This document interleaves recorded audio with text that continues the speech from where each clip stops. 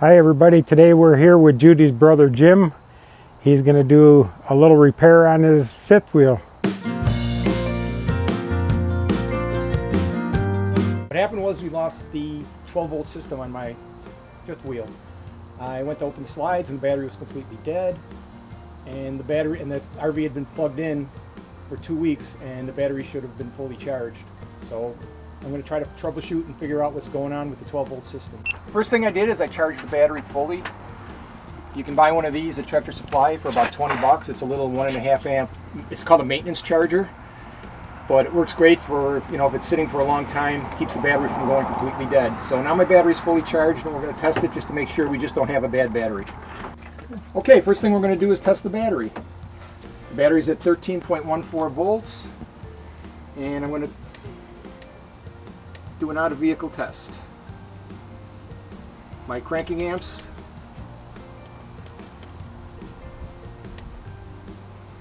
are 675 on top of the battery.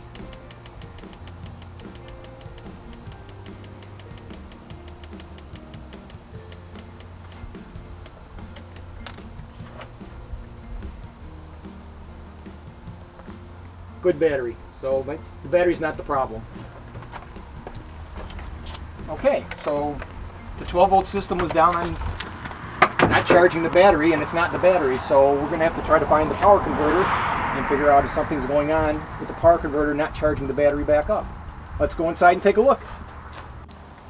Now, I don't know where the power converter is on my trailer, but Oops, we lost audio.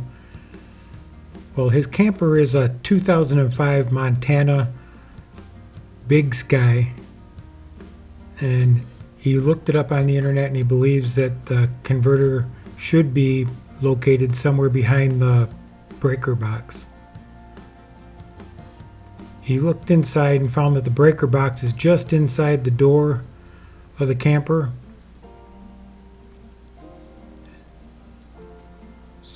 So first things he wants to do is check and make sure that all of the breakers and stuff were without any issues, and they were.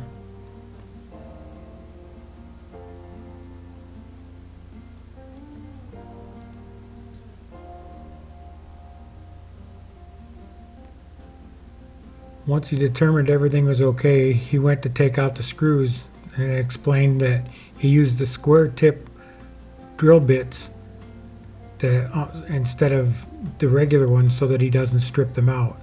And he shows exactly where he got them from at Lowe's.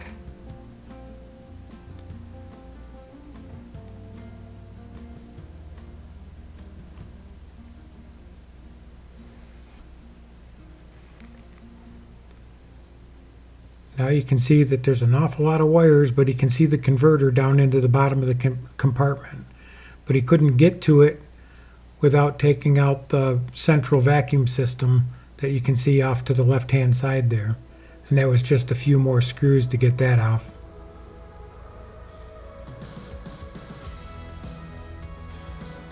Once he pulled the vacuum out, you could see that the converter had stripped loose from the floor, sheared the bolts off, and had been sliding around.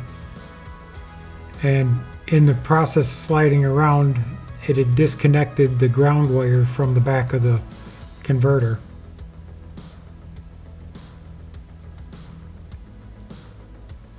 So what he did is he brought it out and decided he better check the fuses.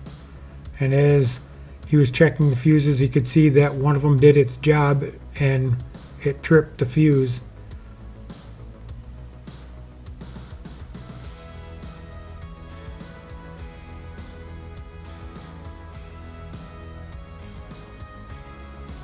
So now what he wanted to do is to make sure that he had AC power coming into the converter. So he got his voltage sensor out, made sure that it was plugged into the outlet, got his sensor, and you can see that there is a current coming through that electrical cord into the converter. Now that there's power going into the converter, he's going to put the fuses back in, put the new fuse in place,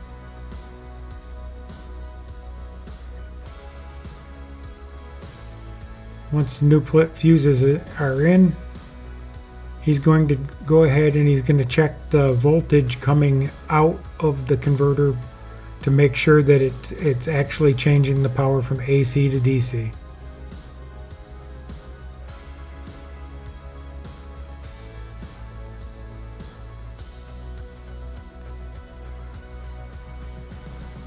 There you go, 13.85. That's what the power is, should be going back to the battery.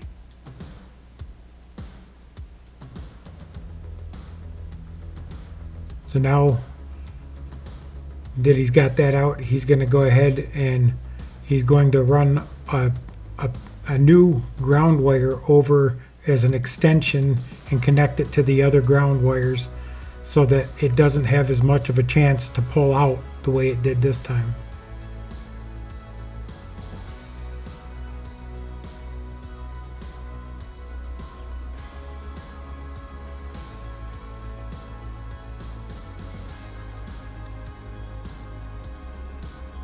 I wish we wouldn't have lost audio at this point because Jim did such a better job of explaining things while he was working on it. Then before going in, he realized that the one wire was getting stripped where it came through the floor. So he made sure that he took some electrical tape and went around it to make sure that it wouldn't strip that wire out so that it wouldn't have the opportunity to short out in the future. Then before doing anything else, he cleaned up all of the debris that the mice left inside, cleaned it up really good and clean. Then he's going to use the Velcro, heavy-duty Velcro strips to hold it to the floor instead of re-drilling bolts into the floor. But before doing that, what he needs to do is he needs to go ahead and use rubbing alcohol to clean up both the floor where it's going to be put on and the bottom of the converter so that the adhesive would stick properly. Before cleaning it, he straightened the fins back out.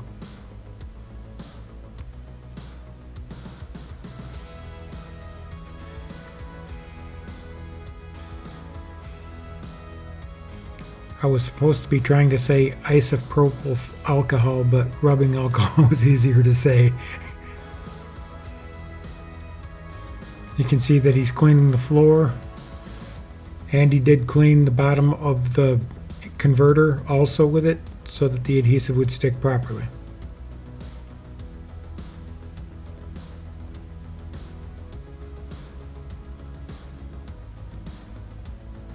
Then what he did is he put Velcro on all four corners, so that it would hold down. And again, this is heavy duty Velcro that he's using.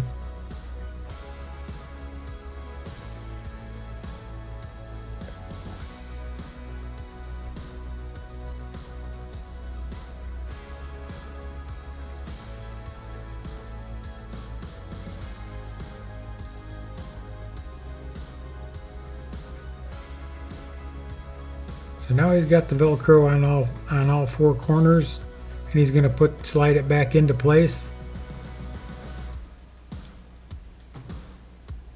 Make sure all the wires are all situated.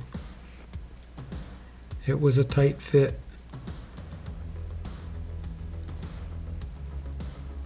But he got it over into the area where it's supposed to be located at, and he pressed it down firmly onto the floor.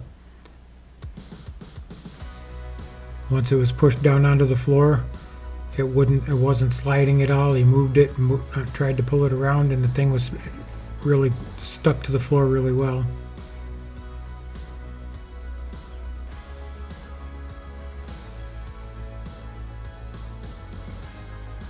He checked all of his connections again.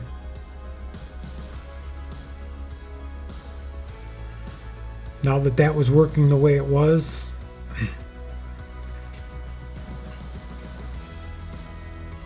he decided he had to go up and make sure that the power was coming back to the battery. So he brings his voltage tester up and remembered that he has to go ahead and put the reconnect the batteries. If you like this video, go ahead and give us a thumbs up. Leave comments in the section down below. And we'd like to thank Jim for helping us out. And again, I wish the audio would have worked out for the entire video. But here he is going to show that there's now the proper DC voltage coming back to charge the battery.